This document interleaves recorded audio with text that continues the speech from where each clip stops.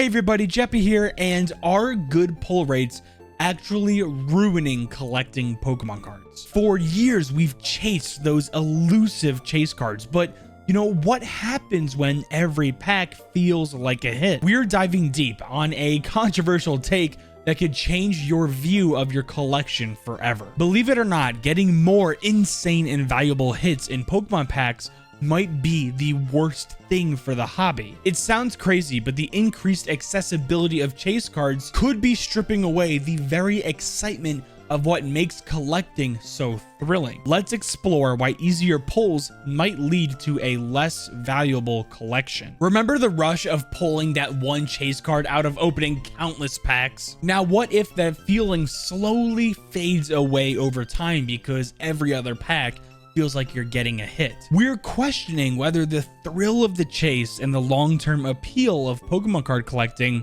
is being undermined by today's improved pull rates. The honeymoon phase, early pulls and initial excitement. Take a step back in time and try to remember the thrill of your first major pull when getting into the Pokemon card hobby. That dopamine rush that floods your brain when you feel like you pulled something truly rare. For me, that story begins with these two cards right here, Lunala GX, a rainbow rare, and the Charizard VMAX from Shining Fates. The Lunala was the very first card that I ever pulled where I feel like I found something truly rare. Now, searching up on TCG Player made me realize that it wasn't really a valuable card, but it meant so much to me because it was the very first pull I literally ever got while getting back into the Pokemon card hobby. While the Charizard VMAX from Shining Fates is my first big pull off of 4 packs of a scalped Shining Fates Elite Trainer box back when COVID was a thing. And this was my first major pull where I was like, oh my God, I hit a big chase card. And honestly, since this card right here, I have been hooked for the Pokemon card hobby. This foundational excitement is what hooks new collectors. But what happens when the rarity shifts? An era of abundance, modern pull rates, and accessibility. Now that we spent a little bit of time in the past, let's flash forward to today where it feels like almost every other pack has, a good pull in it. And look no further when this sort of starts to become a problem with super easy pull rates with sets like Celebrations, Scarlet and Violet base set, Paldea Evolved, Obsidian Flames, and Journey Together. These are all sets where it sort of starts to become a problem when pull rates are so good and either the set isn't really massive and bloated to where, if you're pulling a lot of cards all the time to pull specific, special illustration rares or, illustration rares. If you're pulling so many cards, but there are so many of them, then the pull rates for that specific card actually isn't too bad, meaning that it's still kind of a scarce card. So when you pair together really good pull rates and not a big set or not so many, cards to where the good pull rates are, diluted with the amount of, hits that you could possibly get, that starts to lead to a problem. The perceived value of a card is, in a way, directly tied to its scarcity. So what happens when scarcity diminishes? Look no further than sets like, Scarlet Violet Base, Paldea Evolved, Obsidian, Journey Together, and even Celebrations, like I said earlier. We're going to go through a couple examples of if the pull rates were a little harder for these early Scarlet and Violet sets, the value of these cards would be a lot better. Now, I think this is something where the Pokemon Company has definitely made improvements down the road. Newer sets like Destined Rivals, Prismatic Evolutions, even Black and White, even Black and White has insane pull rates for all the illustration rares. The special illustration rares and the, really high chase cards are still relatively hard to get. Paradox Rift was like the very first set where the pull rates, got a little more difficult in the Scarlet Violet era. I think they made a big mistake with the earlier sets, really making special illustration rares really easy to hit, and Paldea Evolved in particular is a set that gets absolutely crushed by that. But let's look at Scarlet and Violet base. You have the Gardevoir, Ralts, Drowsy, Miriam, Kirlia. Now, something you guys are probably seeing here is special illustration rares are not super valuable cards. You have the Gardevoir, the Miriam was like $300 at pre-release when, when Scarlet and Violet was becoming a new generation. But, $40 being the biggest chase card. The issue is with special illustration rares being so easy to hit, and the set size not being huge, it leads to lower valued tiered cards. Now, what happens with that is people don't really see Scarlet and Violet base set as a worthwhile set to open because, well, there's not a good chase card in it. You know, I open up packs and, you know, if the top hit is only 40 bucks, there's no chase for it. I'd rather open like Twilight Masquerade or Destined Rivals. These artworks look insane. These are fantastic artworks, but when the perceived value isn't there, people tend to pass on it. Let's look at Paldea Evolved. Paldea Evolved gets crushed by special illustration rares being really easy to hit. Pretty much all of the really good cards in Paldea Evolved are going to be illustration rares, with the exception of the Iono and, you know, maybe Tinkaton and Shiyu, but, you know, let's be real, all of the other special illustration rares are not going to be that valuable. Even the starters, the main starters, you know, granted 20 bucks is actually still a pretty valuable card. So Paldea Evolved does have a lot of depth to it, but in my opinion, it is heavily carried by number one, Magikarp, and the illustration rares of this set, Raichu, Tyranitar, Meryl. Another great example of this is Obsidian Flames. You have your special illustration rares, which are really easy to hit, and the set is really small. Two huge problems when it comes to that. Now, somehow Obsidian Flames is still a very, very valuable set. You know, the booster box is over 220 bucks, I believe, but you know, the best card in the set, which honestly is a really nice card, this Charizard. I think this looks really good. If this Charizard was on a set like Paldean Fates or Destined Rivals or even Prismatic Evolutions, if this Charizard was in there, this would be like a $150 card, because the pull rates to get those specific chase cards are much harder to get. But since this card is in Obsidian Flames, it's not the most valuable card, and people kind of sleep on it because of that. Now, Journey Together is kind of defying expectations here because the pull rates are relatively difficult, somewhat easy, but the set is really small. And it's leading to a lot of prices for the cards dropping in price. You know, this still is a relatively new set, you know, but with Lily's Clefairy being 130 bucks and Salamence being 80 bucks, if this Lily's Clefairy was in a set like Team Up or, you know, like an early set in Sun and Moon, this card would be like well over 200 bucks.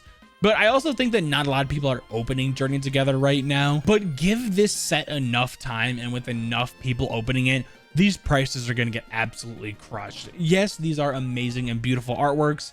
I actually think that Journey Together is a pretty underrated set in my opinion, but when you don't have insane Pokemon with huge chase potential in a set, you know, it's gonna bring the value of all the cards down a notch. I wouldn't be surprised down the road if Journey Together kind of levels out with a set like Scarlet and Violet base, or maybe even some of like the mid-tier sets of Paldea Evolved or mid-tier cards of Paldea Evolved, where just because they're so easy to hit, the prices are probably going to drop for a while. Another great example of this is Celebrations. Now, Celebrations went on a massive run recently. If we were to look at these prices, not even like 3 months ago, they would not be anywhere near these prices here, especially the Umbreon. Now, a ton of Celebrations was opened. Like we know that, like a lot of Celebrations was open, but let's just say, what if like, you know, this pull rates were the same for all the cards, but the big three, Charizard, Blastoise, and Venusaur, what if those cards were in a different rarity where they were much difficult to hit?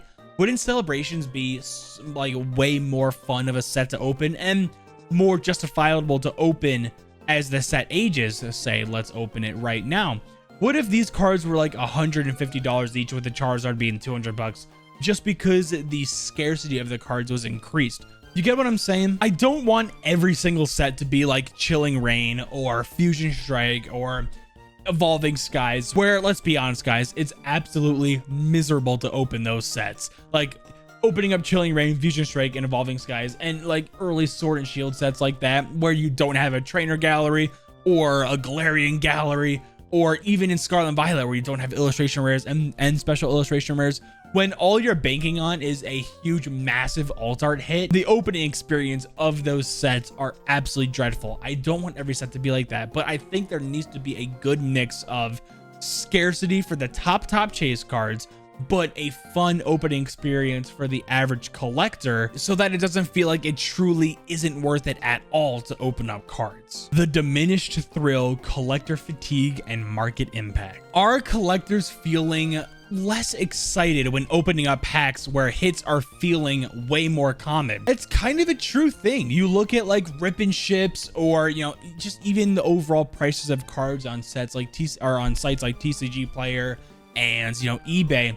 Sets where the pull rates are actually way too good to open generally aren't gonna be like the first sets to be opened on a stream like that, because the chase isn't expensive. Now we have to ask the question, could this lead to a decline in new collectors entering the hobby, or even current collectors leaving when they start to see that their collection is either not as valuable as what they thought, or is losing value? The double-edged sword, benefits and drawbacks of high pull rates. While higher pull rates might reduce the chase, and oftentimes it actually does, let's be honest though, higher pull rates make the hobby more accessible to new or casual collectors. It allows more people to experience the joy of, opening up a rare card, albeit, maybe not as rare for a set that has lower pull rates. And in a lot of ways, I do believe that this hobby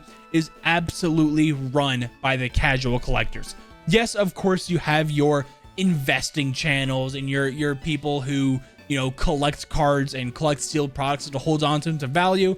I am one of those people. I have a collection that I also genuinely really love and enjoy, but hopefully down the road will appreciate in value to where I can sell and make money off of. I also am a collector at heart as well. A lot of cards in this, in this stand behind me, or in another stand across the room. Maybe I could show like B-roll footage of that as well. These are not, super rare cards. Some are inexpensive and rare, but a lot of these cards mean something to me. It's not just strictly off of the high value or, super hard pull rates. Some of them are, but a lot of them are cards that, are either nostalgic for me, or I have a story tied to them where I opened it with my wife or my brother or a friend. So I will say, not every card in a set needs to be super expensive. I don't want that, because that would mean that, the TCG hobby has gotten way less accessible to the average collector, which, let's be real, it kinda is like that right now. But when high pull rates do become a problem for bigger chase cards, for long-term collectors, does it undermine the essence of what made collecting so compelling? Again, it's kind of revisiting the topic of, if you are a long-term collector, you're going to be in the hobby for 5-10 years or more. Are you going to feel happy that your collection is losing value because, you bought cards, earlier when they were released, and, the high pull rates are really bringing down the value of the chase cards? Are you going to be thrilled, seeing your collection lose value? Or are you someone that doesn't care at all? It could literally lose like 90% of its value, and you wouldn't care because you appreciate the artwork and the Pokemon so much, and the story behind pulling it, that you don't care what the price is. What type of person are you? The future of collecting, reevaluating value and community. How will the community adapt to this shift of higher pull rates? When we look back of previous eras like Sun and Moon and Sword and Shield, generally the majority of those sets were horrible to open, and you were really banking on pulling like 1 or 2 cards, from that set to make it worthwhile opening those packs. We get into the later sets of Sword and Shield with the trainer gallery, and it made it a lot more fun to open those packs. You still had a difficult chase card in like VMAX or V alternate arts that made the chase worth it and really exciting, and get that huge dopamine rush in your mind when you open up those insane cards. But you're also supplemented with Trainer Gallery, Galarian Gallery, and let's bring this story into Scarlet and Violet, illustration rares, and even lesser valued special illustration rares, where you were getting enough bang for your buck and feeling that little hit of pulling, well, a hit when opening packs. But the really big chase cards need to be scarce, in my opinion. I think that Pokemon maybe missed the mark, and it definitely did miss the mark in the early Scarlet and Violet era, where it made special illustration rares and illustration rares as well really easy to hit, and that led to a lesser perceived value and thrill of opening those sets. For people that were in the hobby back when Scarlet and Violet became a new era, you were just got off of amazing highs of Sword and Shield. For people who were in the hobby at that time, you remember how Scarlet and Violet was not perceived as a good era. You know, it really took until 151 for people to genuinely enjoy Scarlet and Violet. I'm gonna be honest, guys, not many people cared about Scarlet and Violet up until about 151. And I think a big problem and a big reason for that was the pull rates were so easy. And, you know, granted, you had cool Pokemon, you had Gardevoirs, you had Magikarp wasn't a super popular card at first. It wasn't until Shigikanda got like really more famous, and the really difficult gem rate graded 10s for the Magikarp is what made it how they evolved, and that Magikarp in particular really started to take off. But beforehand, I'll be honest, guys, not many people cared about Scarlet and Violet base. Paldea evolved, Obsidian Flames, especially Obsidian Flames. And, you know, it wasn't until 151. And then once Paradox Rift started increasing the pull rate threshold of your special illustration rares and your illustration rares, and then it was refined again in Temporal Forces, where to more what we're seeing now, where it is pretty difficult to get a special illustration rare. And when there are sets where there are plenty of special illustration rares to go around, you might be like a 1 in 500 or 1 in 700 packs to get a specific card that you would want. Now, for the collector, that's not so good, right? You want to be able to get cards that are cheap, but when stuff is super cheap, it's usually not as sought after. So overall, I do not want sets like, you know, Future Strike or Chilling Reign, where it's super brutal to open those cards or those sets. I think stuff like, you know, Brilliant Stars, Lost Origin, Sword and Shield, where you have big chase cards that also have supplemented trainer gallery that aren't as valuable but give you at least a little bit of some good feeling when you're opening them. And then also modern Scarlet and Violet sets, I think, are doing really well and really getting on the right track of making sure that the top hits of the sets are valuable and remain valuable for the future, while also making sure that it is a enjoyable experience to open the set. As long as the Pokemon Company keeps on going down this path of, you know, good chase cards with a good opening experience, I genuinely think that the future of this hobby is in good hands. If you enjoyed the video, make sure to leave a like and subscribe notifications if you're new. Now, with all that being said, Jeppy out!